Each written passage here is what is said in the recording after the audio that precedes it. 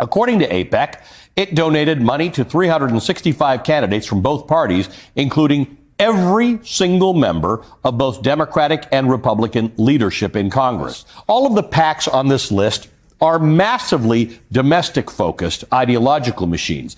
AIPAC is the only organization in the top 20 whose interests are focused entirely on America's relationship to a foreign government.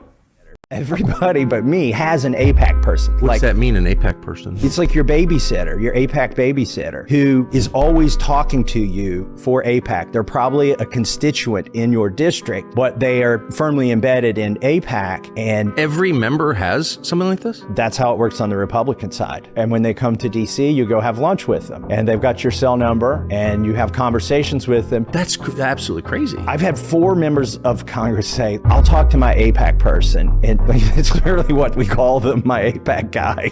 I'll talk to my AIPAC guy and see if I can get him to dial those ads back. Why have I never heard this before? Why would they want to tell their constituents that they've basically got a buddy system with somebody who's representing a foreign country? A new book coming out, which is called Lobbying for Zionism Across the Atlantic. And I show how from 1900, both in America and in Britain, you target politicians wherever they are. At the beginning of their career, you commit them to Zionism and later to Israel. So when people say, why does Biden so automatically supports Israel? The lobby doesn't need to ring Biden and say to him, you better support Israel. He knows the rules of the game. He knows the rules. He knows what happened to anyone who even dared to slightly, like Obama or Carter, slightly challenged what happened to them. You read Obama's memoirs, you can see how he said, I suddenly understood any word I'm saying in Israel can bring down Congress. So I had to be very, very careful. And actually what he says, he admits, I could not be loyal to my basic instinct, which was to be pro-Palestinians. I couldn't. So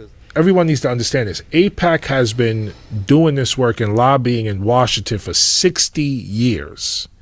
So they are very strategic and very unapologetic about how they try to not just engage current members of Congress, but anyone running for Congress and anyone running for elected office. Yes. We're sending Israel $3.8 billion a year. We want to know where our money's going. We want to make sure that money isn't going towards detaining Palestinian children in the West Bank, which we already knew through B'Tselem and Human Rights Watch and the UN that Israel was doing that, like committing war crimes and doing this. So that was the bill. Up as it related to Israel, it was also a piece of legislation that was undermining the humanity of Palestinians. Right. And so, come on, that's it right there. So there's no way we were going to support those bills, right? So we would vote against the bills, and then those votes will be weaponized as anti-Semitism. Yeah, and they would just use it to constantly attack us. And so, Hamas pay you to harass me? Oh, actually zero. But how much does Israel pay you to vote for genocide? Which terrorist organizations? How much does AIPAC pay you?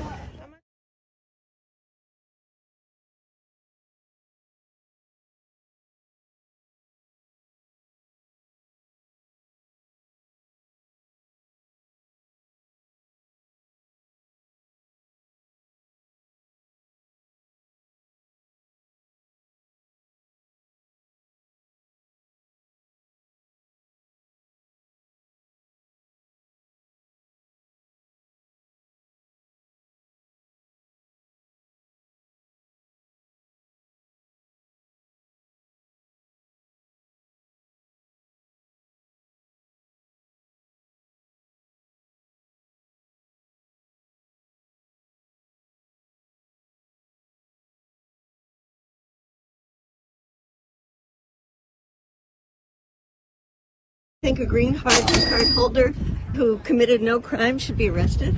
Can you make a statement about Mahmoud Khalil from Columbia accountability University? to you. You're a crackpot, so. I'm a crackpot? Yes. I'm just saying. Have a great day. Yeah. I know. Maybe I have to go get some more money from AIPAC.